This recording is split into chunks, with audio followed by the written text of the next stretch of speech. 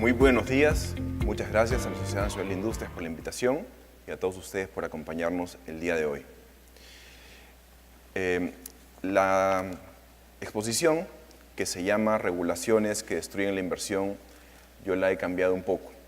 Le he agregado algo que está en paréntesis y es las reputaciones que destruyen la inversión. Creo que es importante para poder ver el bosque y desde ahí construir un camino país como lo ha hecho la selección, o un camino, digamos, de desarrollo como lo ha hecho la selección, poder salirnos un poco de los zapatos sobre los que habitualmente uno mira las cosas y mirar las cosas desde el balcón, como se dice. De ahí el título sugerente, provocador, que he intentado traerles el día de hoy. Hay algo importante, muy importante que entender, y es que la cancha sobre la cual se gestan las regulaciones el día de hoy, regulaciones de todo tipo, laborales, en la agroexportación, incluso las tributarias, que por extensión podemos llamar regulaciones, todas las regulaciones se gestan sobre un entorno. Ese entorno hoy en día ha sido redefinido y podríamos decir que es un entorno en el que hay presiones éticas crecientes hacia los negocios.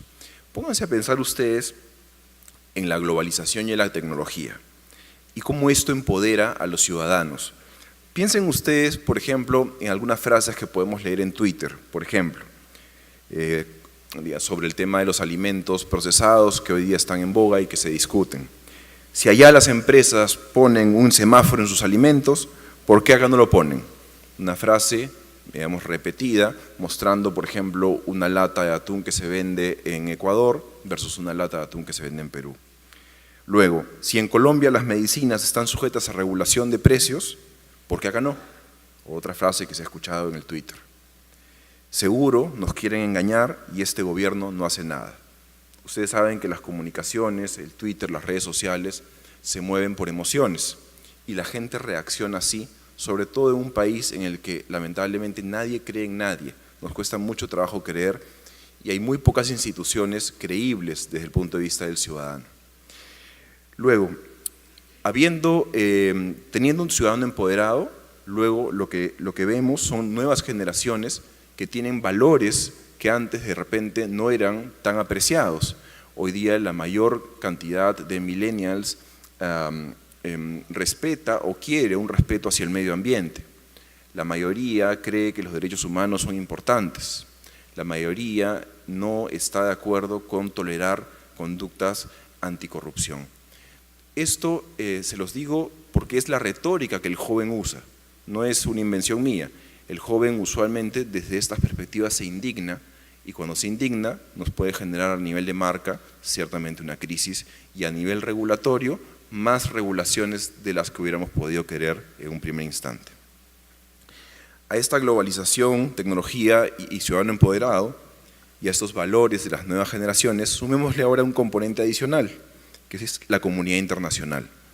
Tenemos una comunidad internacional con una agenda que recoge estos principios. De hecho hay un pacto global de Naciones Unidas que recoge justamente los temas de medio ambiente, los derechos laborales, los temas anticorrupción y que los convierte en una iniciativa de responsabilidad social empresarial voluntaria que hoy día ya tiene 13.000 adherentes en 170 países. Hay empresas, probablemente aquí esté gente de Nestlé y esté gente de Unilever.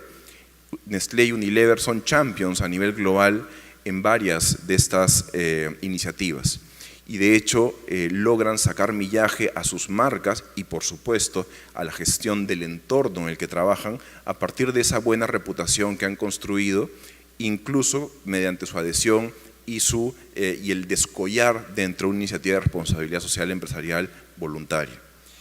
Y entonces, visto este preámbulo, lo que tenemos es que luego, a nivel internacional también, se gestan una serie de iniciativas o lineamientos que marcan la agenda regulatoria. Entonces, la agenda regulatoria no empieza en el Congreso. La agenda regulatoria, por ejemplo, empieza en Ginebra, empieza en Washington. Retomando el caso, por ejemplo, de la alimentación, se gesta en la FAO, en el Códex Alimentario, se gesta a nivel de la OPS, de la OMS, y ellos desde ahí ponen ciertos temas en agenda que luego nuestros congresistas recogen como si fueran mandatorios. Entonces, este entorno global de un ciudadano diferente, de nuevos valores y de una agenda internacional que recoge eso que las nuevas generaciones, digamos, están buscando, nos pone en la agenda, nos guste o no. Entonces, esa es la primera cancha y la primera lámina que quería transmitirles. Lo segundo, que es algo que conocemos mucho, es que lamentablemente se generan regulaciones a ciegas. Vemos que las regulaciones, en vez de responder a un problema país como los que nos estaban mencionando, un problema de competitividad, un problema de sobrecostos laborales, las regulaciones se gestan mucho más por la presión internacional, la presión de un grupo social, como los pescadores, por ejemplo, en el caso de Tullow, y también la presión de grupos económicos.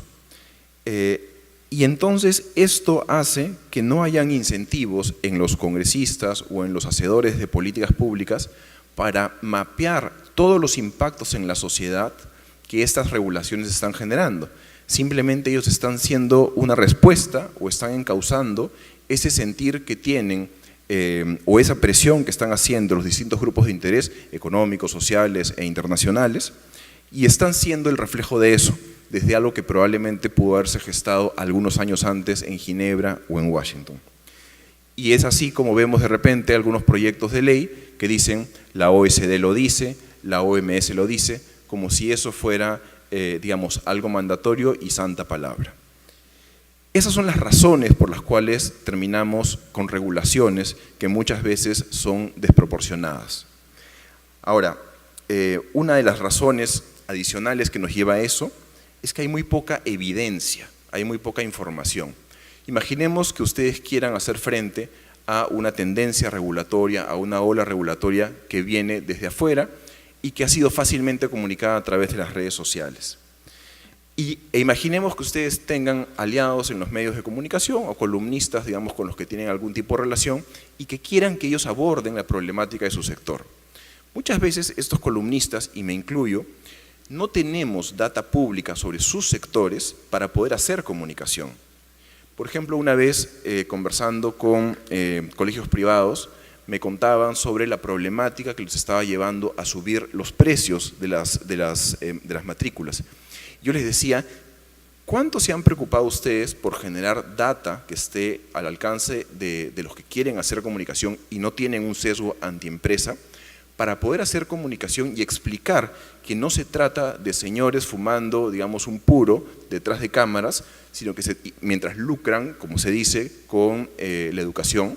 Yo no tengo un sesgo en particular en contra del lucro en la educación, ojo, pero eso es un poco lo que yo les decía para que entiendan mi punto. Y me decían, sí, es que no nos ponemos de acuerdo en el gremio, es que es un poco caro. Me decían, bueno, entonces no te quejes, porque no hay información para que, aun cuando tengas aliados, se te pueda ayudar a que se genere una retórica diferente a aquella que fácilmente se crea sobre el abuso y sobre estos señores que están lucrando con la educación en el detrás de cámaras. De hecho, la falta de acceso a esa información se refleja en cosas evidentes. Hace unas semanas escribí un artículo sobre el impuesto al azúcar y era notorio cómo muchos analistas que estábamos analizando el tema citábamos el mismo paper, porque no hay otro. No había otro paper, digamos, hecho por un peruano, indexado en un journal, en una revista, y que nos permitiera hacer el punto que queríamos hacer, de que probablemente estábamos, en este caso, llevando a la gente de menos recursos a consumir agua no potable y a tener más diarrea de la que hubiéramos querido y de la que se tendría en una clase media o clase alta que sustituye el consumo de gaseosa por agua o por alguna otra bebida, digamos, potable. Entonces, claro, y lo que vemos es que cuando se gestan las regulaciones, y lo miramos por ejemplo en el llamado análisis costo-beneficio, no se hace el más mínimo esfuerzo por evaluar alternativas. Si tuviera que resumir en una palabra cómo debería ser un análisis técnico de las regulaciones, les diría que siempre que se quiera buscar un objetivo, hay que evaluar alternativas. Usualmente el objetivo que se quiere buscar y la ruta a buscar viene por una presión de un grupo económico, de un grupo social o de un grupo internacional. Y los llamados a hacer política pública lo que tienen que hacer es evaluar si hay alternativas menos costosas o si de repente la alternativa es no hacer nada. Bueno, esos análisis costo-beneficio muchas veces son muy pobres porque nuevamente no hay data. Aun cuando la gente quiera hacer ese análisis, no tiene data disponible para poder evaluar impactos en los distintos grupos de la sociedad. Y entonces, por ejemplo, se acaba de aprobar la famosa ley que prohíbe la publicidad estatal. Una ley que no ha considerado alternativas regulatorias y se ha ido de frente a la prohibición. Y en ese caso, por ejemplo, claro, venimos de una situación de abuso en el gobierno de Humala, donde, por ejemplo, entre el 2012 y el 2016, en Pronavec la publicidad contratada fue 87 veces más el 2012 que en el 2016 y hubo medios claramente privilegiados. Es decir, hay una situación de abuso, un caldo de cultivo, pero luego nos saltamos al otro extremo, al extremo de la prohibición, entre otras razones, porque no hay data de por medio, o no hay mucho análisis para ver alternativas. En este caso hay alternativas a la prohibición que, por ejemplo, se están acogiendo en México. La siguiente lámina nos muestra algo que creo que lo sentimos todos los que estamos cerca del sector empresarial. Si no te regulas, te regulan. La ausencia de límites autoimpuestos o límites impuestos por otros terminan gatillando intervenciones desproporcionadas. Y esto lo podemos ver en varios frentes. Uno es el que les acabo de comentar de la publicidad estatal. Otro, por ejemplo, pensemos en la SUNEDU. Frente a la falta de acreditaciones respecto de las universidades, en la época en la que existía la Asamblea Nacional de Rectores, terminamos con una moratoria a las incluso sucursales de universidades ya licenciadas por SUNEDU, lo cual es francamente absurdo porque la SUNEDU, a pesar de que se publicite como el garante de la calidad universitaria, en la práctica solamente controla las condiciones básicas para tener una universidad, no es el garante de la calidad universitaria como ellos quieren venderse.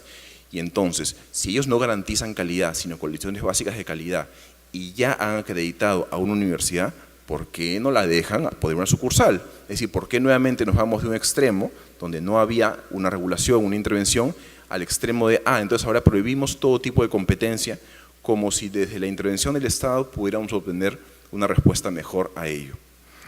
Luego tenemos, otra vez les contaba yo del precio de las medicinas.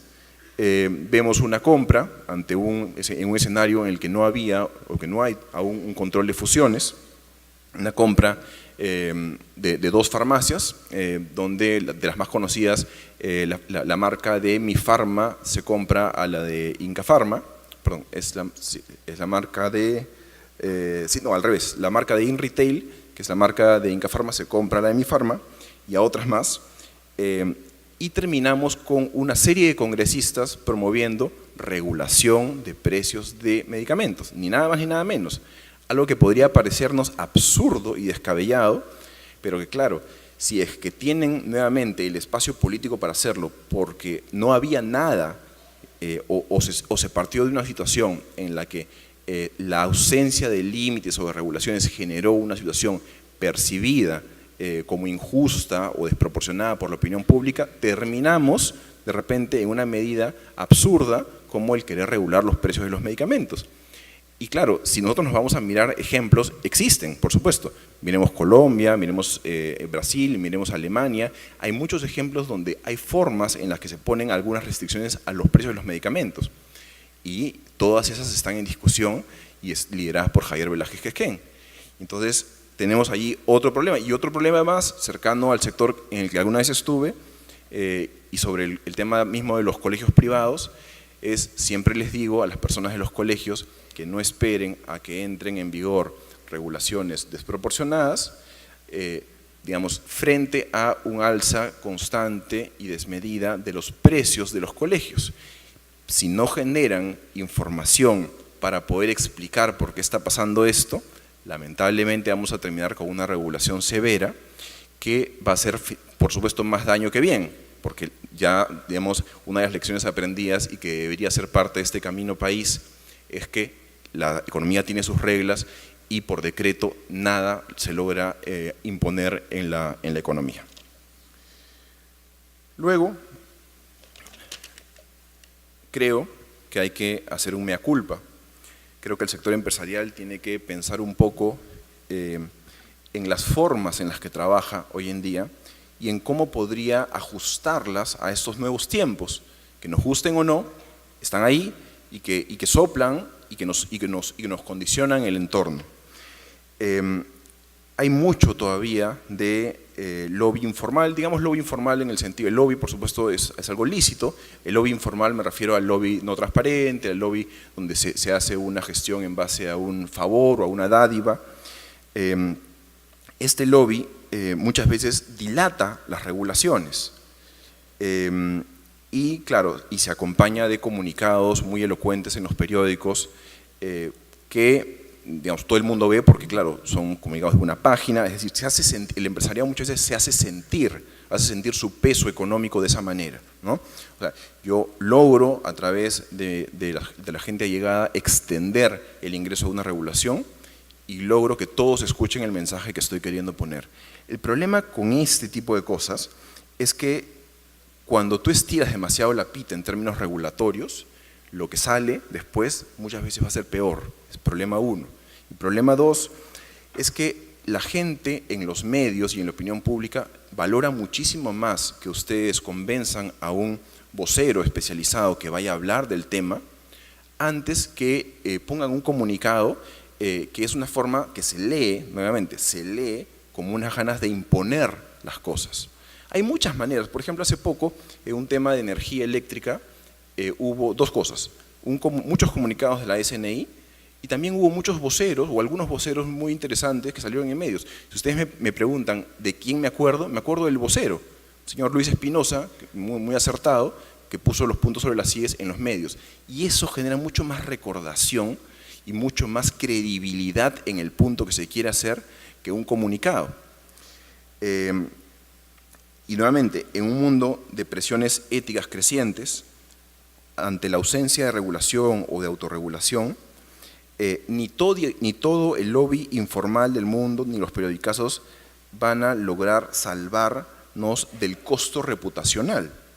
¿Qué nos hace? Perder valor en las acciones, si la empresa está listada, que hace que haya una mayor valoración de aquellas en el mundo, acá todavía no tanto, de compañías que tienen un buen gobierno corporativo y listan en índices de sostenibilidad, como el Dow Jones Sustainability Index, y que finalmente engendran regulaciones más intensas y desproporcionadas.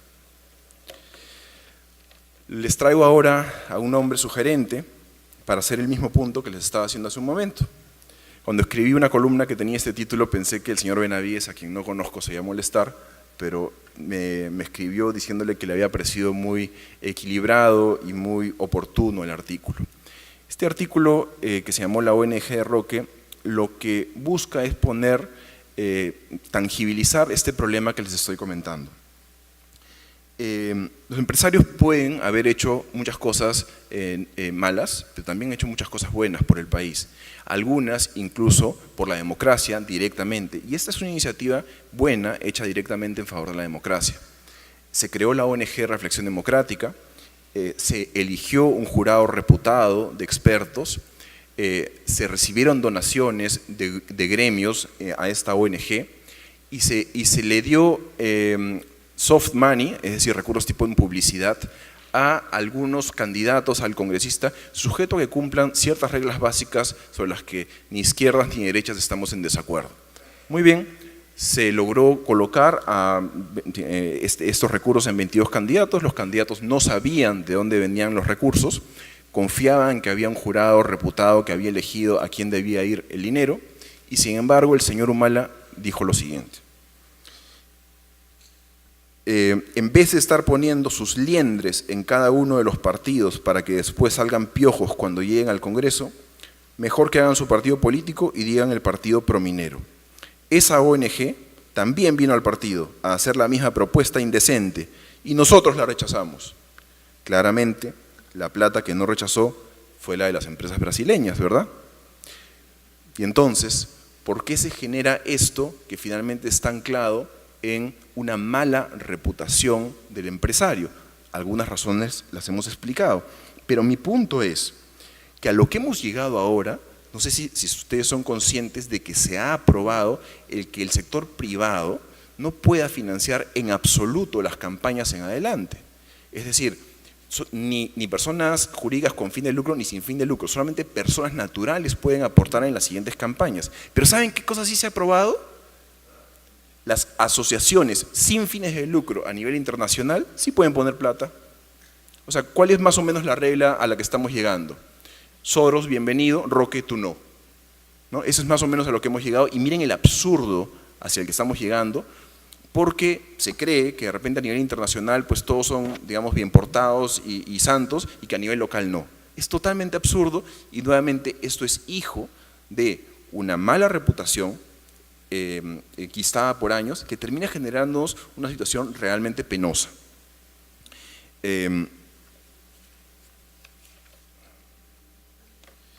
Ahora, salgámonos un poquito del mundo empresarial y vayámonos al mundo del funcionario público. Acá hay un funcionario público, a quien dicho sea de paso respeto y le tengo mucha admiración.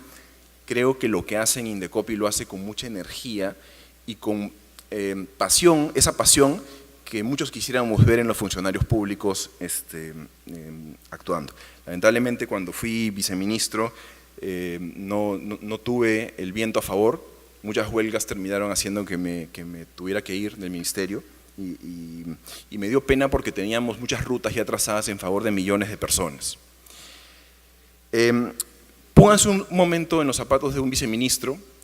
Educación, un sector social, sí, pero un sector que también tiene que ver con la promoción de inversiones a nivel educativo, ¿no? Había muchos actores privados con los que lidiábamos. No teníamos aliados regionales, no teníamos aliados distritales, casi no teníamos congreso y no teníamos además un liderazgo a nivel presidencial. De hecho, recuerdo una triste historia de cuando estábamos exponiendo en el congreso y mientras exponíamos, el presidente da un mensaje a la nación sobre el tema que estábamos yendo a comentar sin que nosotros supiéramos qué iba a decir. Ese tipo de cosas le ocurren al funcionario público que quiere avanzar. Sin embargo, ese funcionario público que no solamente tiene un entorno hostil, también se topa con que hay mucha informalidad. Imagínense que hay colegios que se prestan los DNIs entre ellos, que son los códigos modulares, y matriculan a chicos que se pueden pasar 6 meses, 7 meses, 9 meses recibiendo un colegio, o sea, como si fuera un colegio, una educación de alguien que tiene una panadería, que tiene una pastelería, que tiene una bodega. Y sin embargo, cuando yo intentaba hacer frente a eso, tenía un montón de taras contra las cuales lidiar y que probablemente tiene que lidiar también el funcionario público que nos acompaña hoy en su ámbito. Número uno, la gente que estaba llamada a fiscalizar y a cerrar a estos colegios se demoraba 9 meses en realizar un proceso que debería tomar 30 días. Y simplemente porque no conocían cómo funcionaba la ley del procedimiento administrativo general. Cuando quería cambiarlos me decían que no había recursos para contratar gente mejor capacitada.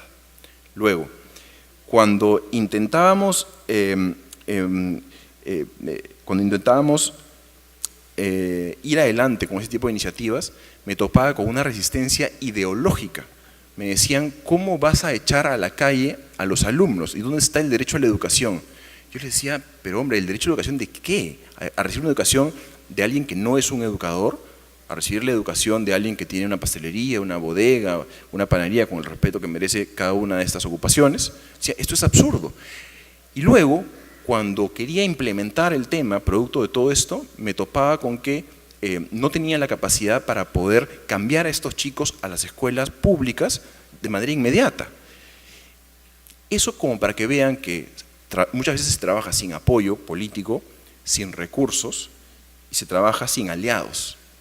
Y entonces, y aquí sí retomo un tema directamente vinculado con el sector empresarial, y esta es una etapa pre-Ivo Gagliuffi de Indecopi, no sé si continúa este problema ahora, pero recuerdo cuando Indecopi lanzó el Observatorio de Barreras Burocráticas. Estamos hablando de hace como 4 o 5 años. Creo que solamente 2 gremios, si mal no recuerdo, uno fue AFIN en antenas y otro fue un gremio que comercializaba medicamentos, me parece, o cosméticos creo que fue, ayudaron a Indecopi a identificar barreras burocráticas. Los demás gremios no lo hacían. Indecopi les pedía información para eliminar barreras y no le entregaban la información. Entonces, este nivel de cortoplacismo muchas veces nos juega en contra, porque por atender el día a día no nos damos cuenta que hay oportunidades delante nuestra, sea para que un funcionario bien intencionado rompa barreras burocráticas que nos afectan, o sea para que un comunicador o un columnista bien intencionados hable de nuestro tema porque hay data para que nos ayude a generar más empleo y más inversión. Y hay ahí, pues, ciertamente oportunidades que yo creo que están perdidas. Los nuevos gremios tienen ciertamente un rol, y tienen un rol que puede ayudar a cambiar mucho las cosas. Les hago una pregunta provocadora, y para que cada uno reflexione sobre esto. ¿Qué han hecho los gremios empresariales tras el escándalo de Lava Jato? ¿Han seguido protegiéndose entre ellos? ¿O han dicho, oye, más allá de Odebrecht, que es la que tenía el tema más sensible, voy a expulsar, o voy a sancionar, o voy a sujetar la permanencia de algunos miembros del gremio a lo que arrojen las investigaciones judiciales? En Chile, hace un poco de tiempo, en el caso Penta, un caso que tenía que ver con corrupción, con cohecho, hubo algo de esto. No estoy seguro si al final terminó en la expulsión de Penta de los dos gremios, uno creo que era la SOFOFA en el cual estaban, pero sí estoy seguro que el mundo está caminando hacia allá. Es decir, claro, no se trata de que un gremio defienda,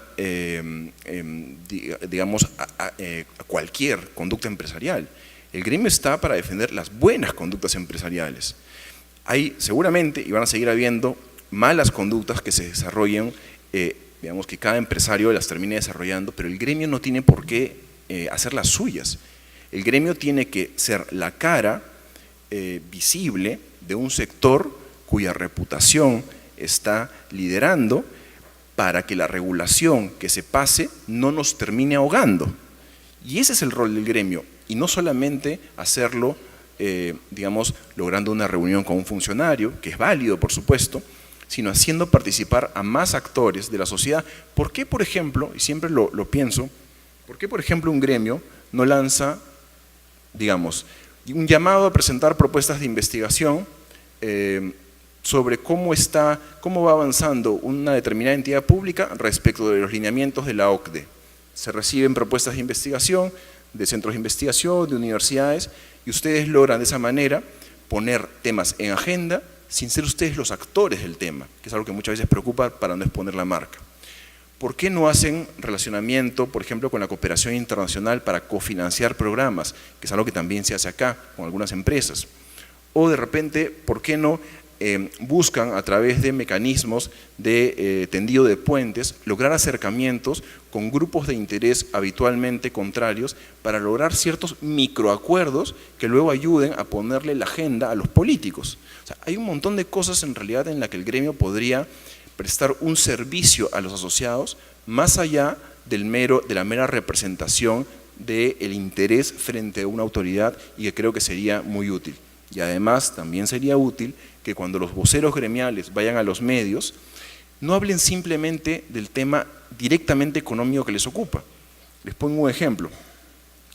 Cuando uno mira el índice de libertad económica del Instituto Fraser, uno ve que se le asigna tanto peso a la libertad de comercio como a la ética gubernamental. El tema de poder judicial, el tema de anticorrupción, el tema del marco institucional. Es igual, es el mismo peso. Es decir, las personas que estudian las libertades económicas y ven cuáles son las condiciones para que puedan trabajar, le asignan mucho peso a eso. Y sin embargo, cuando vemos a un gremio, a un vocero empresarial, a un gremio hablar sobre un tema que les preocupa, ¿por qué no retroceden un paso?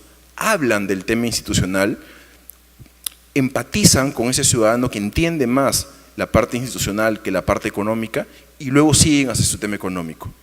Es simplemente una manera de que más gente esté de acuerdo con ustedes, porque finalmente lo que un gremio debería hacer es tener una estrategia de poder, es decir, lograr que más gente de a pie esté de acuerdo con lo que el señor está yendo a decir al gremio, al medio de comunicación, para poder a su vez hacer que más políticos estén de acuerdo contigo. Dicho eso, termino con algo de momento. Este camino país que hoy día nos enorgullece, por favor no dejen de ver el documental Largo Tiempo, que está extraordinario. Realmente es emocionante lo que se narra ahí. Este partido es probablemente un punto de inflexión, el partido de Perú y Ecuador en Quito. Pero la selección se ha convertido en una selección ya exitosa, no por obra y gracia del Espíritu Santo. Hoy en día tienes una serie de factores que antes no existían. A Farfán se le suspendió 17 meses, a Advíncula 7 meses, mientras Marcarián nunca lo suspendió por las inconductas que realizaron en el 2011. En el 2015 se compró un software. Ahora se sabe que Paolo Guerrero tiene que patear los tiros de la derecha, no los de la izquierda, y que cuando los tiros se lanzan desde lejos los tiene que patear Trauco o Yotún. Gareca no pisa el palito de los medios, no genera titulares, cuida su entorno, cuida su intimidad. Eso no quiere decir que no aplique mano firme en la interna, pero quiere decir que cuida el grupo para que el tema no se salga de control hacia afuera. Y finalmente se hace un acompañamiento psicológico para que no solamente reciba atención aquel que lo requiere, digamos una sesión psicológica, sino también para que el grupo cambie de mentalidad. Y cuando van a jugar un escenario nuevo, dicen, chicos, no pensemos en presiones, hemos eliminado del diccionario la palabra presiones. Es una situación nueva que tenemos que enfrentar en positivo y tenemos que enfrentarla juntos. A lo que voy es que lograr el cambio sí es posible. De hecho, imagínense que nosotros hemos remontado por lo menos 3 partidos en esta eliminatoria que veníamos perdiendo. La probabilidad de que uno gane un partido que venía perdiendo es solamente del 10% y lo hemos hecho. Ustedes por supuesto que lo pueden hacer. Y si tuviera que resumir lo que he dicho, diría que para que las regulaciones que ahogan las inversiones se reduzcan, hay que trabajar en varios frentes. Monitorear las regulaciones desde el nivel internacional hasta el local. Mucho viene de afuera como enlatado. 2, producir evidencia científica que permita respaldar posiciones y hacer comunicación.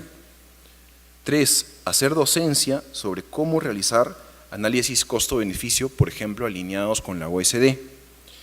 4, buscar fórmulas socialmente aceptadas para influir sobre la opinión pública, menos comunicados y más medios ganados antes que pagados. Cuidar mucho en no dilatar tanto tiempo, digamos, me refiero a términos exagerados, la entrada de regulaciones porque generan un caldo de cultivo que luego nos juega en contra. Cuidar mucho en trabajar sobre las autorregulaciones que podamos avanzar, algunas de las cuales el mismo Indecopi está promoviendo. Y finalmente, cuidar mucho y reforzar la reputación empresarial, porque es esa reputación empresarial la que va a hacer que en este país podamos darle vuelta al partido. Gracias.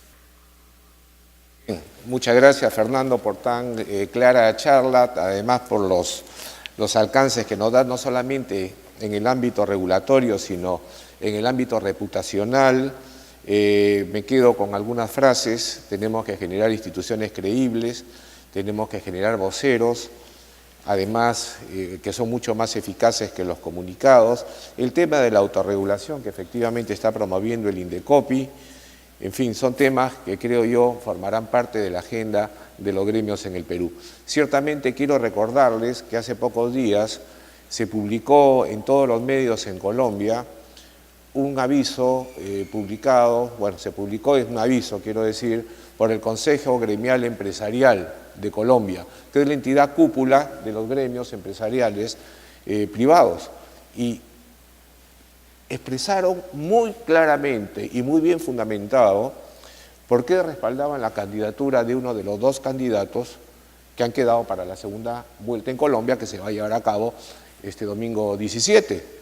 Y decían, porque esta política que propone generará empleo, generar riquezas, luchará contra la pobreza, etcétera, etcétera. Es un comunicado ciertamente largo, pero al leerlo me preocupé y llamé a un amigo en Colombia y le dije, oye, ¿esto no va a jugar en contra de Duque? Y me dijo, no, este es un espaldarazo para Duque, porque acá en Colombia la gente aprecia muchísimo a la empresa privada, porque le genera mucho bienestar a las personas. Y yo sentí, sinceramente, así como ingresaron a la OCDE hace poco, no hay envidia sana, pero sí sentí, caramba, cómo quisiéramos que en el Perú la voz del empresariado tenga el mismo impacto que tiene en otros países, y no países del primer mundo, sino países cercanos y vecinos. Tenemos que trabajar muchísimo en eso, por cierto. Bueno, me toca en este momento entrar a la parte antipática de mi rol en este grupo. Primero saludarlos a todos ustedes, nuestros comentaristas. Les recuerdo las reglas: una primera ronda de 5 minutos, una segunda ronda de 3 minutos y naturalmente, Fernando, con los comentarios que tú puedas hacer luego de estas 2 rondas. Empiezo cediéndole el uso de la palabra a Jaime Daltau, muy conocido por todos nosotros, antropólogo, periodista. Durante 18 años dirigió un programa de televisión, La Hora N. Así que, Jaime, adelante por favor con tus comentarios. Gracias, Alex. Hay una discusión, una cierta discusión acerca de si conviene o no mantener el modelo de desarrollo industrial que hemos tenido desde los años 90. Hay que decir que este ha sido un modelo exitoso, por lo menos hasta hace 4 años. La industria desde los 90 ha crecido a tasas altas, se han desarrollado las exportaciones no tradicionales, manufactureras como nunca antes se habían desarrollado. Tenemos una industria más sana, más integrada a nuestros propios recursos. En fin, ha sido muy exitoso el modelo de desarrollo industrial, incluso el peso de la industria se ha mantenido hasta hace 4 años como parte del PBI en la misma medida que lo tenía en la época proteccionista o protegida. Sin embargo, en los últimos 4 años tenemos una recesión industrial e incluso una caída en las exportaciones no tradicionales, al punto que algunos podemos preguntarnos si son viables algunas de las exportaciones no tradicionales, como la textil y confecciones, por ejemplo, que el año pasado ya había caído 36% en relación hace 4 años. Y entonces esto lleva a preguntarnos si es que el modelo de desarrollo que hemos tenido, este modelo de economía abierta, de libre competencia, que tiende al arancel cero, etcétera, si este modelo ya llegó a su límite y es necesario cambiarlo o más bien hay que ajustarlo. La respuesta es que, a mi juicio, hay que reencauzarlo principalmente y hay que ajustarlo también en alguna medida, porque se ha desviado de sus principios fundamentales. Lo que hemos tenido desde el año 2010, más o menos, o 9, 10, es hemos tenido el regreso a un intervencionismo que podríamos llamarlo de baja intensidad, el incremento tremendo de regulaciones, la sobreregulación de la economía en general y de la actividad industrial también en particular. Y, por supuesto, esto nos ha llevado a ser uno de los países con mayor carga regulatoria en el mundo, según el World Economic Forum. Y esto mismo ha producido otro impacto que ha tenido efecto en la caída industrial, que es la caída en la inversión minera, porque por la multiplicación de trámites y normas para llevar adelante o sacar adelante un proyecto minero y además también la estigmatización política de estos proyectos hicieron que la inversión en proyectos mineros fuera cayendo desde 2011 a la actualidad de una manera dramática. Esto también repercutió en la caída de la producción industrial.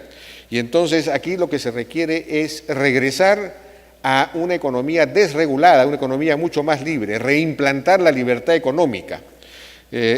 Y esto pasa por ejemplo, llevar a cabo análisis de impacto regulatorio de todas las normas existentes, algo que prometió el gobierno de Kuczynski, que todavía no ha comenzado a hacer, pero se supone que va a comenzar a hacer en los próximos meses con un préstamo del BID. poner todas las normas bajo un análisis de impacto regulatorio y las que no pasen el análisis, no pasen la prueba, serían derogadas. Lo que sí se está haciendo es un análisis de calidad regulatoria para los trámites, más que para las normas en sí mismas. También se está llevando adelante un proceso de digitalización de los procesos en la administración pública y eso va a tener un impacto en disminuir la carga regulatoria también, porque implica una simplificación de los procesos. Y bueno, algo fundamental es realmente darle prioridad política a la Ley de Servicio Civil para profesionalizar la administración pública de modo tal que ésta sea menos irracionalmente impositiva sobre la actividad económica. Hemos tenido también una caída en la inversión pública que ha repercutido en la caída de la producción industrial. Y esto debido a temas que no voy a explicar ahora, pero tienen que ver también con la caída de los ingresos debido a la caída de los precios internacionales. Hay otro asunto que nunca llegó a cambiar este modelo de economía libre. Hay supervivencias del modelo anterior protegido. Se eliminó la protección industrial, pero no se eliminó la protección laboral. Entonces, sobre todo a partir del 2001, con este famoso fallo del Tribunal Constitucional, se restableció la estabilidad laboral absoluta, tenemos uno de los índices de rigidez más altos del mundo, tenemos costos no salariales del trabajo o sobrecostos muy altos en comparación a otros países, los países con los que competimos, tenemos un salario mínimo demasiado alto en comparación al ingreso promedio nacional, que tampoco es competitivo a nivel internacional, y todo esto evidentemente frena, disminuye la competitividad de nuestras empresas industriales y nuestras empresas en general. La propia carga tributaria es muy pesada en comparación al entorno internacional. Y aquí, entonces, nuevamente planteamos el asunto. Aquí no estamos hablando de cambiar el modelo, al contrario, se trata de implantar el modelo en temas en los que no estuvo implantado, como la regulación laboral, y luego ir hacia una convergencia en lo que se refiere a impuesto a la renta, por ejemplo. Por lo demás, dentro del modelo se han tolerado ciertas regulaciones especiales, se ha escogido ganadores en cierto sentido, algo que es repudiado por el modelo, pero por las buenas razones. Estamos hablando del sector agroexportador, por ejemplo, que paga solo 15% de impuesto a la renta y tiene un régimen laboral mucho más flexible. Lo que deberíamos en realidad propugnar es que ese régimen especial tributario y laboral se extienda a todos los sectores. Por supuesto, eso es imposible, pero en lugar de derribarlo como se pretende en este momento, sí buscar por lo menos extenderlo al sector forestal, al sector acuícola y a las industrias ligeras o a las industrias más sensibles desde el punto de vista de la cantidad de empleo que generan y de la vulnerabilidad externa que soportan la mayor cantidad de competencia desleal por dumping, por ejemplo. Para esto hay una respuesta del modelo, las medidas antidumping. Parece ser, sin embargo, que no son lo suficientemente rápidas ni eficientes, y entonces hay quienes proponen dentro de la Sociedad Nacional de Industrias, por ejemplo, Jorge Pesquera propone un impuesto, un arancel de 30% a las importaciones de confecciones, de calzado, etcétera. En fin, esto ya sale fuera, eso sí, del modelo, porque podría propiciar una carrera por pedir, o si a él le dan, porque a mí no me dan, etcétera. Pero si se acota bien a ciertas condiciones específicas, es algo que se podría discutir o manejar. En todo caso, sí deberíamos pelear por extender los principios del régimen agroexportador, mejorado, por supuesto, no ayornado. Ayer se ha aprobado ya una modificación en la comisión del Congreso, extenderlo incluso a las industrias ligeras, diría yo. Esto deberíamos poder pelear por eso. Bueno, no sé si ya me he pasado el tiempo, lo dejo ahí. Muy bien, Jaime. Muchas gracias, Jaime. Parece ser que se puede resumir tus comentarios en es la hora de desregular. Mantener el modelo, pero desregular. Han crecido estas sobreregulaciones, ahuyentan y destruyen la inversión. En fin, Gracias por tus comentarios. Cedo la palabra al doctor Julio César Castiglioni, abogado de profesión, responsable del área tributaria y constitucional del estudio Castiglioni y Glioni. Adelante, por favor, Julio César. Gracias. Al comenzar la exposición se nos manifestó que habían 600.000 dispositivos en el Perú. Y estos dispositivos, que son las reglamentaciones que se emiten, es el Congreso de la República y el Poder Ejecutivo. Sorprendentemente, quien más regula en el Perú, quien más legisla en el Perú, es el Poder Ejecutivo que el Poder Legislativo, sea por delegación de facultades o por otros mecanismos constitucionales que le faculta el texto constitucional. En lo que se refiere a mí, el tema municipal, que es el que voy a abarcar, el Perú es una república unitaria, pero a raíz de que nosotros decidimos elegir gobiernos regionales y más no crear regiones porque no existen, nacen los niveles de gobierno. El gobierno nacional, el gobierno regional y el gobierno local. ¿Qué está pasando el día de hoy con los gobiernos locales frente a si queremos industria o no? Por supuesto que sí, todos queremos industria. Pero los gobiernos locales se han quedado anquisolados en el tiempo en que cuando estos, desde la época de los españoles que los implantaron por los cabildos, en que eran los que recogían la basura, barrían las calles, limpiaban las aceras, y el día de hoy que se ha incorporado el serenazgo.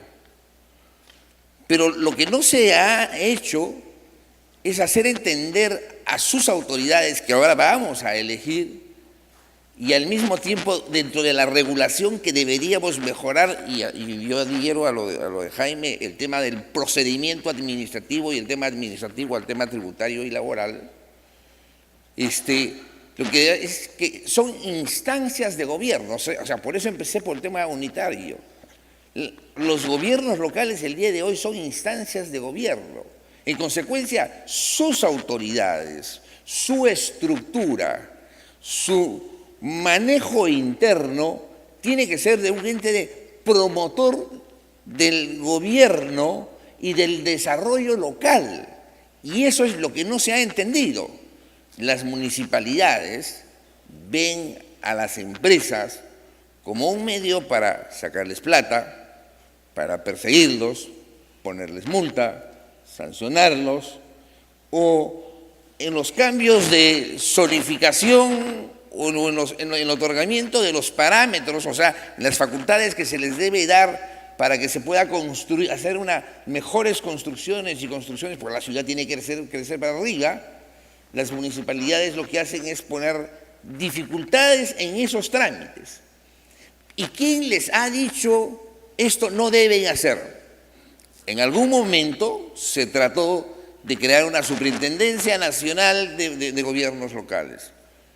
Lo que se tiene que hacer es revisar la normativa de los gobiernos locales y estos famosos textos únicos de procedimientos administrativos que sí creo que debería ser revisado por un ente que no debe ser la Municipalidad Metropolitana de Lima, en el caso de Lima, para dar facilidades a la empresa, a la pequeña, mediana empresa.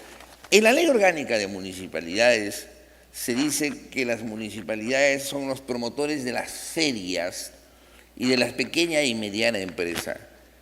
Pero ¿qué más? Las municipalidades el día de hoy, o sea, de las 196 municipalidades provinciales y más de 1.600 distritales, es un soporte básico importante para el desarrollo del país. Lo que se tiene que hacer es incorporarlos a este marco general que se nos ha explicado en la exposición ¿De dónde viene el ente regulatorio? Incorporarlos, o sea, hacerles entender dentro del ente regulatorio que ellos son parte de la estructura del país y que al mismo tiempo, al ser parte de la estructura del país, deben estar obligados a impulsar el desarrollo del país. Se limitan penosamente que ya barrí la calle, ya recogí la basura, ya salió el serenazgo, ya se arregló el parque y punto. Los gobiernos locales en esta concepción del país unitaria, los gobiernos locales los tenemos que incorporar. Pero ¿cómo tenemos que incorporarlos? Haciéndoles entender a sus autoridades que no solamente se les ha elegido para mantener limpia la ciudad, sino se les ha elegido para impulsar el desarrollo de su jurisdicción. Pero eso lo lograremos en una alianza en que tienen que ser empresarios, sociedad civil y autoridades. Y de esa manera lograremos que nuestros gobiernos locales, a quienes yo defiendo, pero critico arduamente sus malas acciones, sean realmente parte del impulso y el desarrollo de nuestra nación. Gracias. Muy bien, muy claro. Muchas gracias por este alcance regional y de los gobiernos locales en este esfuerzo por volverlos cada vez más eficientes para que efectivamente cumplan una adecuada función para el desarrollo del país. Cedo la palabra por 5 minutos al doctor Flavio Aucejo, especialista en políticas públicas. Adelante, Flavio. Gracias por la invitación. Yo tengo la sensación que la señal que la industria está en crisis no es esta caída consecutiva en la producción en los últimos meses y años. Yo creo que una señal clara es que tengamos que hacer la pregunta, ¿queremos industria en el Perú? Yo creo que ese es un claro síntoma que, desde mi perspectiva, por lo menos mi percepción, es que se ha perdido un poco la ruta, ¿ya? Y lo digo por lo siguiente, yo he tenido y tengo la oportunidad justo en estos días de poder hacer algunas clases, presentaciones a jóvenes líderes en todos los partidos políticos y a candidatos ahora en las elecciones que vienen regionales y municipales, ¿no? Y algo que encuentro de manera sistemática es cuando se les explica cómo es la dinámica de las políticas públicas, la gestión pública en nuestro país, cómo opera el Estado. Todos me observan con los ojos muy abiertos porque el primer comentario que recibo es, profe, ¿sabe qué? En el partido nunca nos han explicado esto. O sea, nunca nos han dicho qué significa asumir una posición de autoridad. Cuando hablamos de gestión pública, el candidato piensa que gestión pública es venir a Lima a un ministerio a pedir que su expediente se mueva. Eso entienden por gestión pública. Y cuando se habla de planeamiento, presupuesto, tomar decisiones, ejercer funciones municipales en las responsabilidades, como ejemplo promover industria, chino mandarín. O sea, eso nunca nos han explicado. O sea, ¿a qué me refiero? Tenemos partidos políticos que no saben lo que significa hacer ni política pública, y mucho menos implementar política pública. Entonces, simplemente no hay forma de poder responder a la pregunta si queremos tener industria. No tienen ni idea de lo que significa promover industria en el Perú. Y ahí lo que estamos evidenciando es una crisis mucho más profunda, porque aquellas personas que en este momento están pensando candidatear, cuando asuman esa responsabilidad, no van a saber qué hacer. Y entonces llegan al puesto y dicen, ahora vamos a ver qué hacemos, ¿no? Y esto, hay una anécdota que lo simplifica muy claramente. Hace pocos días recibo la llamada de una persona que era amigo de un candidato a un distrito regional y me dice, profesor, he escuchado que usted sabe hacer planes de gobierno. ¿Usted cree que me puede hacer un plan de gobierno? Yo le pago el pasaje, le pago el almuerzo y le pago una ruta turística. 3 horas de chamba y me entrega el plan de trabajo, el plan de gobierno, porque tengo que entrar al jurado de elecciones. O sea, con ese nivel de candidatos a las posiciones de gobierno, es materialmente imposible que tengan en su radar si queremos hacer industria o no. Entonces yo creo que, y siguiendo la presentación de nuestro expositor principal, la cosa es más seria. Y hay mucha docencia, hay que construir ciudadanía, y ciudadanía política.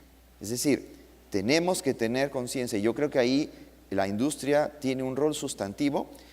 Yo entiendo que no es su trabajo, pero si no hace ese trabajo, ¿quién lo va a hacer? y hay que construir ciudadanía de tal manera que exista conciencia sobre la responsabilidad que significa asumir un cargo de gobierno, y en condiciones en realidad precarias, porque nuestro Estado, como bien lo ha señalado Fernando, es un Estado que mata la innovación de la perspectiva del funcionario público y genera todas estas regulaciones fruto de la desconfianza, donde el otro síntoma es la corrupción, y fruto de la desconfianza busca mirar y sobremirar. Y entonces tenemos una sobreregulación que es mucho peor que el problema que trataba de solucionar, en un escenario en donde no existe información. El Estado peruano está acostumbrado a no sistematizar nada. Peor a nivel de los gobiernos municipales y regionales. En un municipio, cuando un alcalde nuevo entra, encuentra un edificio vacío. Se han llevado hasta la tapa de los bidones del baño, ¿correcto? Archivos, no hay nada. Entonces, el que entra tiene que reconstruir lo que hacía la gestión municipal. Entonces, en una situación en donde simplemente se colectan datos que no se transforman en información, mucho menos información para tomar decisiones, donde la decisión que tienes que tomar enfrente a una maraña de regulaciones, donde los mecanismos para poder eliminar esas regulaciones prácticamente son inexistentes, esfuerzos como el Indecopi son loables, pero eso debería ser sistémico a partir de todo el Estado. Entonces, pretender que se tomen decisiones de política pública, la verdad que es un esfuerzo herculeano. Y a eso le tenemos que añadir que hay una delgada línea roja entre una agenda pública que promueva industria para que genere bienestar para todos los peruanos y el lobby con agenda privada pura y dura, ¿no es cierto? Entonces, esa delgada línea roja genera una tremenda desconfianza en la ciudadanía. En conclusión, la verdad es que mi impresión es que tenemos el camino cuesta arriba. Y me parece tremendamente estupendo generar este tipo de eventos porque creo que hay que empezar a sincerar de verdad la agenda. Y yo creo que esa agenda pasa por un tema de ciudadanía política y un tema también de trabajo, nos guste o no, con los partidos políticos. Porque si eso no se arregla, en realidad el Perú no es viable en el largo plazo. Gracias. Muchas gracias, Flavio. Muchas gracias. El tema de información, educación, docencia y además un trabajo a mediano plazo, que sea una política de Estado, no política de gobierno. Bueno, a continuación y también por 5 minutos le cedo el uso de la palabra al doctor Ivo Gagliuffi, presidente del Indecopi, abogado de profesión, egresado de esta casa de estudios, así que juega de local, Ivo, así que adelante, por favor. Gracias, Alex. Gracias a la SNI por la invitación. Felicitaciones, Fernando Cáceres, por la exposición, súper interesante. Cuando me llamó Carlos Mendoza, que es el gerente de la SNI, para invitarme a este panel y me envió el título, Regulaciones que destruyen la inversión, la primera reacción de cualquier funcionario público es no venir, pues, ¿no? Te le iba a decir que me iba a ir a Rusia, ¿no?, a ver a la selección. Pero lo cierto es que, más que funcionarios públicos, somos servidores públicos. Y un servidor público tiene que venir a rendir cuentas y a escuchar las preocupaciones precisamente de nuestros clientes. Nuestros clientes son los consumidores, nuestros clientes son los empresarios, nuestros clientes son nuestros pares regulatorios, etcétera, etcétera. Entonces, uno tiene que venir a explicar y a escuchar. Cuando escuchaba al vicerrector, a Jaime León, en la exposición, y coincido con Flavio y con Alex, él decía la ecuación que resalta es que estamos las empresas, la academia y el gobierno. Y yo quería hacer una precisión. Quienes deben estar presentes son las empresas, la academia y el Estado, no el gobierno. Porque lo que genera el Estado son políticas públicas a largo plazo. Nosotros en el sector público estamos obligados siempre a revisar la normativa y estamos constantemente sacando normas y, como decía Jaime, tiene que pasar por una ACR en algún momento. Ya estamos pasando por ACR, ya hay análisis regulatorio en el Indecopi, en la PSM, etcétera. Eso es una buena noticia. Pero las normas no se deben quedar simplemente para que los que somos abogados quieren que nos pongan 20, ¿no?, porque le hicimos súper bonita la norma, con título, principios preliminares, procedimientos, sanciones. Eso está muy bien, hacer la norma está bien, pero lo que está mejor es medir el impacto de las normas que hacemos. Y en esa línea yo sí quiero rendir cuentas como institución, y me voy a tomar los 3 minutos después para hablar de políticas públicas, que es lo que nos han convocado. Política pública, primera, barreras burocráticas. En barreras burocráticas, claro, teníamos una ley antibarreras, ¿no? ¿En qué está fijada la ley antibarreras? En destruir las barreras que existen. Mal, incompleto. La nueva política pública, en la nueva ley antibarreras que el Indecopi propuso desde el año pasado es política pública en 3 impactos. Primer impacto, preventivo. Los funcionarios públicos, como decía el doctor Castiglioni, deben entender que no deben crear las barreras. Y para eso hay que capacitarlos en qué es una barrera y por qué no la deben imponer, porque más les cae una multa hasta bien tuites con la nueva ley.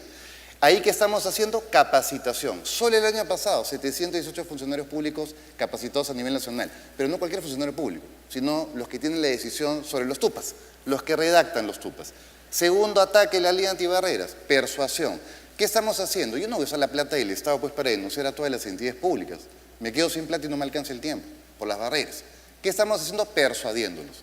Todos los días se revisan en el Indecopi todas las normas que sacan en el Estado. No las 600.000, pues no me alcanza la gente, ¿no? Pero es una gran cantidad de normas. ¿Qué hacemos? Cada vez que identificamos una barrera, oficio inmediatamente al gobierno regional, local o incluso al ejecutivo. No nos casamos con nadie.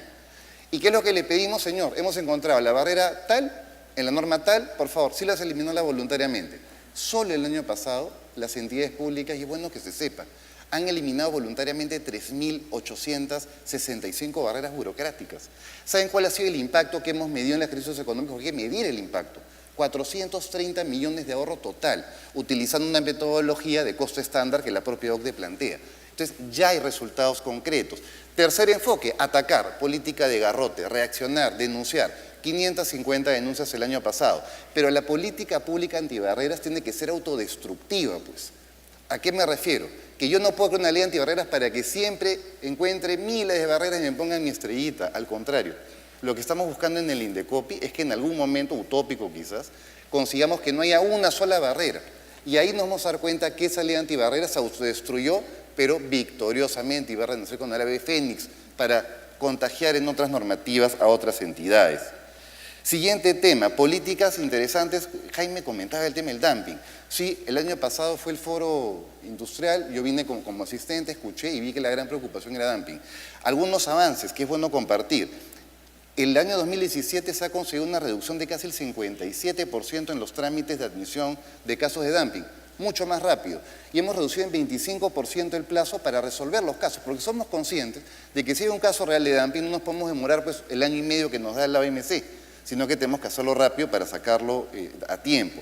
Adicionalmente hay muchas más investigaciones de oficio y también hay un proyecto de decreto supremo que lo que está buscando es reducir todos los plazos vinculados con los procedimientos de dumping y subsidios. Solamente para cerrar, me quedé sin tiempo, en el siguiente bloque, digámoslo así, de 3 minutos, quería cerrar con la idea de las políticas públicas de autorregulación en consumo, que es la que Fernando ha resaltado, y la política de digitalización que el Indecopi ha lanzado para poder compartirlo también con los asistentes. Gracias.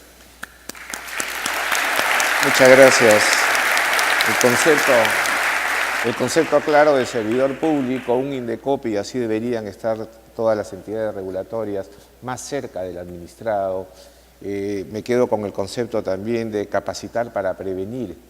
Es mucho mejor que antes que se presente a cualquier barrera, los funcionarios públicos, los legisladores estén capacitados para evitar, porque la barrera ya puesta en vigencia implica una pésima señal para el inversionista. Mucho mejor prevenir, y gracias Ivo nuevamente.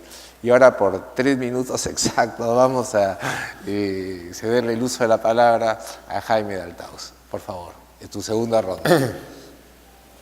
Bien, bueno, rápidamente me pregunto si no sería interesante que esta labor de implantar, de aplicar el análisis de impacto regulatorio, que es una tarea que va a comenzar y que está a cargo de la Secretaría de Gestión Pública de la Presidencia del Consejo de Ministros, de todas las normas de todos los sectores, que podría tener un impacto extraordinario si es que realmente se hace bien, con fuerza, con recursos. No habría que encargársela quizá al Indecopi, en vista de que están digamos, preocupados con el tema de las barreras administrativas, en fin. Bueno, breve comentario respecto del asunto de la ciudadanía política presentado por el señor Figalo, trabajo con los partidos políticos. Yo creo que lo que hace falta es, más aún, es participar en los partidos políticos o formar un partido político. Lo que ha pasado en el Perú es que la clase dirigente, la clase empresarial ha abandonado, ha desertado la política. Entonces esta ha quedado en manos de personas que no tienen otro tipo de preocupaciones o sensibilidades o que no tienen el mismo nivel de capacidad o de capacitación. Y ese es el asunto. La élite nacional tiene que hacerse cargo del país, eso es lo que hay que hacer. Alguien, uno de cada, así como en la colonia uno de cada familia era cura, aquí uno de cada familia, claro, ya no hay tantos hijos como en esa época, ¿no? Debería entrar a la política, porque si no, el país queda en manos de terceros, digamos, por usar una palabra, un eufemismo. Y rápidamente, para culminar la parte que mencionaba yo respecto al análisis del hasta qué punto de lo que se trata es de reencauzar y profundizar el modelo de economía abierta, competitiva, que es lo que necesitamos para poder precisamente relanzar nuevamente la industria. Esto es así en la mayor parte de los casos que he tocado, pero hay algunos temas en los que habría que innovar dentro del modelo. Por ejemplo, el famoso asunto de las mesas ejecutivas que fue planteado por el exministro Piero Ghezzi. Me parece que esa es una solución adecuada, importante, porque permite superar ese prejuicio, esa distancia, que no es un prejuicio, en realidad era una medida preventiva para evitar la contaminación mercantilista o rentista, entre comillas. Digamos, lo que pasa es que pasamos, de los 80 a los 90, pasamos de un extremo al otro. A partir de los 90 se consideró que no podían haber reuniones entre empresarios y el Estado, porque eso podía ser, digamos, eso podía crear una ocasión de buscar pues una ventaja rentista o mercantilista tras bambalinas con el Estado, algún favor de un funcionario, un arancel o lo que sea. Entonces, el problema es que eso así no podemos, tiene que haber un trabajo conjunto entre empresarios y Estado, y para eso la idea de las mesas ejecutivas es muy buena, para ir limpiando problemas y permitir crear condiciones de competitividad.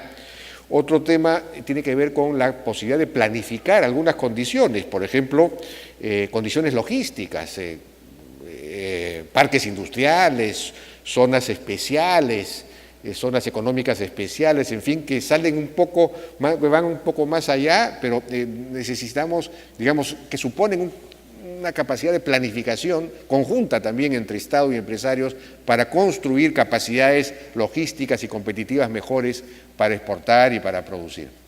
Muchas gracias, Jaime. Doctor Castiglioni, Julio César, adelante, por favor. Cuando se dictó la ley 27444, ley del procedimiento administrativo, hoy texto único ordenado, se dio un espacio para que entre en vigencia de 6 meses. ¿Con qué objetivo? Con el objetivo de que el Ministerio de Justicia, a través de sus procuradores y de los abogados de oficio, conjuntamente con gente del Ministerio de Justicia, hiciera una difusión a nivel nacional del dispositivo legal y de la aplicación y de la aprobación de los TUPAS. En el gobierno pasado y en este gobierno, la ley del procedimiento administrativo se ha mejorado sustancialmente, muy importante. Pero esas innovaciones que se han hecho no se han puesto de conocimiento en el funcionario, porque es el que tiene la capacidad de decisión en los gobiernos locales, para que lo pueda aplicar. Y los cursos cuestan, el funcionario lo paga y el Estado, que el Ministerio de Justicia podría hacerlo, como lo hizo en esa época. Hay una área encargada de capacitación en el Ministerio de Justicia y no solamente estar viendo penales, para que pueda difundir esto. ¿A dónde voy? Que en el procedimiento sancionador, por lo que me trajo esto a la idea, el informe de nuestra exposición de nuestro amigo de Indecopi, en el procedimiento sancionador te dejan la notificación, te dan 5 días para que puedas hacer tu descargo, y si tu descargo no le convence, recién te sanciona. el funcionario municipal se ha quedado con la idea de lo que dice la Ley Orgánica de Municipalidades en el artículo 49. Va a tu establecimiento, está vencido el extintor, te clausura. Es decir, estamos aplicando una norma que, si bien es cierto, es la Ley Orgánica que dice lo que debes hacer, pero sobre el procedimiento, que ya ahora es otro, no te están aplicando el otro procedimiento, que es el primero, hazme tu descargo, es el preventivo. ¿Qué has hecho? No me ha satisfecho tu descargo, recién te clausuro, evito la sanción, entonces evito la persecución a la industria, al comercio, a la pequeña y mediana empresa, y entonces no espanto al inversionista, y entonces nos encontramos que los gobiernos locales se convierten en persecutores de la inversión privada en sus jurisdicciones. ¿Por culpa de qué? Del propio gobierno local, que no ha invertido en sus funcionarios, pero al mismo tiempo como Estado no hemos sido capaces de decirles, oiga, esto ya cambió y tú no puedes ir de frente y clausurarle. Tú tienes que notificarle que haga su descargo, y cuando termine de hacer su descargo no me satisfaces, en consecuencia ahí te podré clausurar. Y como tal, le estamos dando la posibilidad al inversionista de algo que se ha dicho, de corregir, de mejorar. Por cosas simples te terminan clausurando el establecimiento. Hasta las pequeñas bodegas, con mayor razón serán las grandes empresas, porque las municipalidades no se han capacitado para implementar el procedimiento con el cual deben actuar. Gracias. Muchas gracias. Y no olvidemos que toda esta vigilancia se ejerce sobre el sector formal de la actividad empresarial. Hay todo un mundo informal sobre el cual no se ejerce esa vigilancia. Entonces uno se pone a pensar, cuando dos personas quieren iniciar una empresa, un emprendedor, dice, siento por la vía formal, voy a tener toda esta serie de dificultades por la vía informal, y por eso tenemos el 75% de la población económicamente activa que trabaja en la informalidad. Flavio, adelante, por favor. Gracias. Uno de los puntos que destacaba Fernando era el tema de la ausencia de evidencia para tomar decisiones, ¿no? Y yo tengo la sensación que cuando uno está en la situación que tenemos hoy día, en donde los partidos políticos piensan en el corto plazo y la autoridad que asume una responsabilidad piensa en el corto plazo, en realidad un tema en donde no hay necesidad de evidencia, porque es evidente que se necesita esa infraestructura. O sea, está absolutamente claro que si queremos desarrollo de industria, lo que el país necesita es un plan nacional de infraestructura. Ese plan nacional de infraestructura en realidad es muy difícil que lo podamos materializar si dejamos solamente esto en manos de las autoridades. Y la razón es muy simple. Ningún presidente quiere poner la primera piedra de una carretera que va a inaugurar el siguiente presidente, porque todos quieren poner la primera piedra e inaugurar la carretera al final de su mandato. Y la infraestructura en nuestro país, el ciclo de inversión, dicen en Provías, es de 12 años para las rutas que se necesitan, que permitan en realidad conectar los polos industriales y ser las arterias de lo que sería el desarrollo, el crecimiento y desarrollo económico e industrial en nuestro país. Entonces, en una situación así, quien tiene que asumir este rol en términos de incidencia son aquellas organizaciones que trascienden los gobiernos. Por un lado está la sociedad civil, pero en este punto yo creo que hay una agenda y una bandera concreta y directa para el sector industrial. Y esto no es un tema solamente de aquella infraestructura que está concesionada, de AFIN me refiero. Este es un tema en realidad de toda la actividad industrial, porque hay caminos que van a tener que hacerse con inversión pública, necesariamente. En consecuencia, ahí hay una bandera clarísima en donde los gremios empresariales tienen que exigirle a las autoridades que exista un plan nacional de infraestructura. Porque sin eso, en realidad, cualquier beneficio que se haga para agroexportación, acuicultura, forestal en particular, no va a funcionar si no tenemos caminos, porque no hay cómo sacar la producción. Y sin esos caminos y los que nos conecten con el mercado exterior, no hay forma de tener precios competitivos que nos haga entrar en mercados. Por eso es que nosotros entramos en ventanas de oportunidad, no entramos en los mercados a firme, porque simplemente no podemos mantener el precio competitivo porque no hay cómo hacerlo. Entonces, ahí hay una bandera clarísima que debería ser levantada por los gremios empresariales y exigirle a las autoridades que tengan un plan nacional de infraestructura que trascienda a los gobiernos y que de verdad se convierta en política de Estado. Gracias. Muchas gracias por el aporte. Un plan de infraestructura nacional, efectivamente, que no ocurra con nuestras carreteras lo que está ocurriendo con las pistas en la ciudad de Lima, que estamos absolutamente colapsados. Ivo, por favor. El auditorio que tengo acá al frente, ¿no? 3 políticas públicas de lo que comentó Fernando, pero que ustedes deberían utilizar y que ya están implementadas.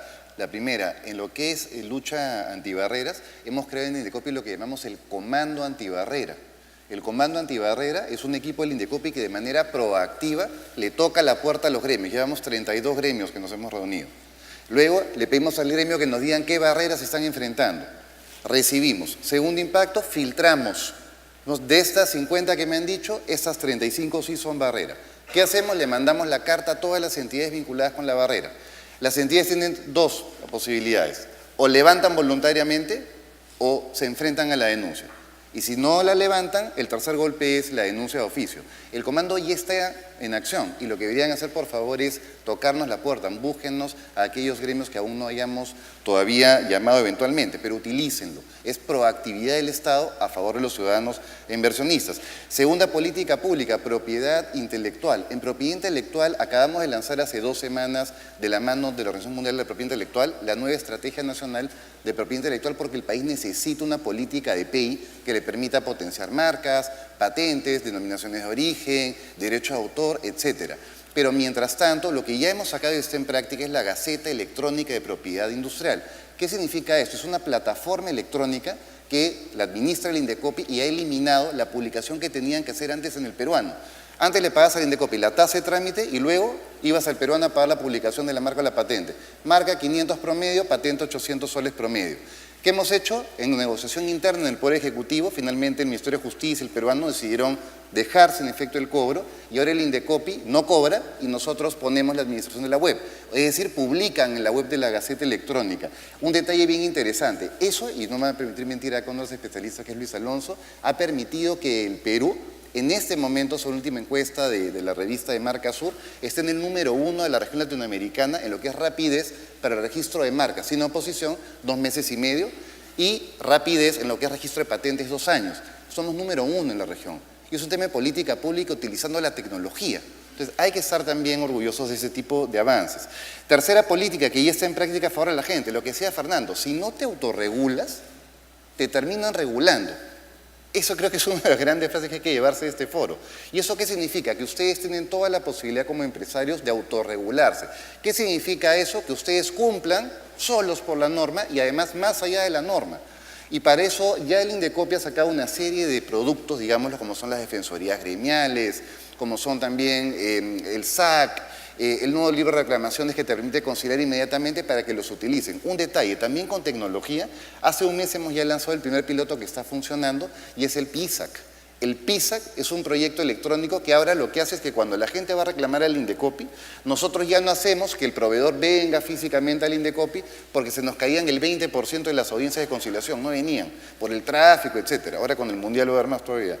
Así que lo que estamos haciendo, ¿qué es? Tecnología. Ahora conectamos al consumidor con el proveedor, nosotros por Webex o por Skype, y levantamos un acta electrónica para ver si concilian o no. Y le ahorramos tiempo a la gente. Hemos calculado un ahorro anual de 1 millón de soles solamente en tiempo muerto y pasajes. Y más o menos un cálculo de 950.000 hojas de ahorro de papel por este tipo de tecnología. En el minuto que me quede voy a hacer una invitación después a los empresarios para unos foros que queremos organizar con su presencia. Muchas gracias. De acuerdo. Bien, muchas gracias. Muchas gracias, Ivo, y felicitaciones porque con la tecnología y las herramientas que hoy día te ofrece el mundo, se está logrando efectivamente ganar eficiencia en tiempo, ahorro de material, en fin, y eso es muy importante. Aprovecho para reiterarle la invitación que hemos hecho en la Sociedad Nacional de Industrias a nuestros asociados. Estamos formando la Oficina de Defensoría Gremial con el Indecopi. Es un mecanismo, yo diría una manera alternativa de resolver los conflictos que pueda tener una empresa con consumidores previa, antes o elimina el procedimiento contencioso. Así que los invito y la persona encargada en la Sociedad de Industrias de reunir a las empresas está acá, el doctor Carlos Mendoza. Así que por favor pónganse en contacto con él, ya tenemos un grupo de 8 empresas, así que pronto tendremos este mecanismo alternativo. Ya para cerrar, pero solamente una pequeña reflexión, algo está ocurriendo, algo está ocurriendo en el sector público. Esta semana he tenido 2 reuniones con entidades regulatorias y hemos acordado la conformación de mesas técnicas para revisar los procedimientos, para volverlos más eficientes, sin descuidar, evidentemente, los temas de inocuidad. Ustedes saben, yo trabajo con la industria de alimentos, pero mejorar los tiempos y ponernos en estándares internacionales. Fíjense que han sido 2 entidades que no se conversaron entre ellas, pero esta semana la última reunión fue ayer a las 7 de la noche y hemos decidido que la próxima semana se instalan 2 mesas técnicas de trabajo. O sea, aparentemente ya está llegando el mensaje, lo cual es absolutamente bueno. Para cerrar, Fernando Cáceres, nuestro expositor, tus comentarios, por favor. Muy brevemente, si tuviera que resumir tanto mi exposición como lo que han dicho las demás personas que nos han acompañado, partiría diciendo que para poder tener mejores regulaciones o ajustar el modelo de mercado andando o evitar regulaciones desproporcionadas, un poco en la línea de lo que hablaba Jaime, hay que tomar en cuenta que hay un círculo vicioso que tenemos que romper. Ese círculo vicioso tiene una serie de componentes, donde está un problema reputacional, que lo he querido subrayar un poco haciendo de pinchaglobos el día de hoy, pero creo que es importante que el tema se quede un poco en la cabeza. Hay unas presiones internacionales que hay que tomar en cuenta. Los temas regulatorios no empiezan aquí, estos partidos no empiezan a jugarse aquí, empiezan a jugarse mucho antes a nivel internacional.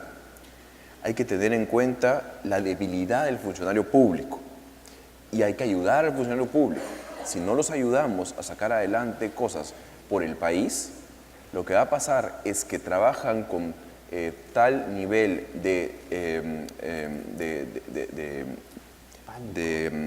temas o de problemas o de falta de apoyo y de falta de recursos que nos va a terminar generando un perjuicio a nosotros mismos. Es decir, el apoyo al funcionario público no tiene que ser ir a pedirle, tiene que ser ir a pedirle a veces también, pero tiene que ser ir a decirle, oye, ¿cómo te ayudo? ¿Cómo ayudamos a sacar adelante ese plan de infraestructura? ¿Cómo ayudamos al señor Aglufi a sacar adelante su comando antibarreras? Las oportunidades están ahí, hay que tomarlas. Parte de ese círculo vicioso también es la falta de evidencia, recuérdenlo, hay falta de data, tanto pública como privada. No se puede hacer comunicación para generar nuevas retóricas que defiendan la inversión. Faltan data, por favor, inviertan en buscar que se generen más estudios científicos a nivel país. Y finalmente, en la línea de lo que decía Alex, es muy importante que los gremios adquieran nuevos roles, porque tenemos nuevos vientos, tenemos nuevos entornos, con nuevos valores incluso que los millennials recogen, y para eso, en esos entornos, es muy importante que los gremios tomen un liderazgo y, digamos, por ejemplo, temas como el lanzar una defensoría gremial desde la Sociedad Nacional de Industrias son justamente las cosas que hay que hacer para poder ir en la línea del empoderamiento ciudadano, de también la buena reputación empresarial y todo eso caminando para romper el círculo vicioso de la mala regulación que ahuyenta la inversión. Gracias. Muchas gracias, Fernando. Ha concluido este primer bloque. Quisiera felicitar tanto a nuestro expositor como a nuestros comentaristas, para quienes pido un caluroso aplauso.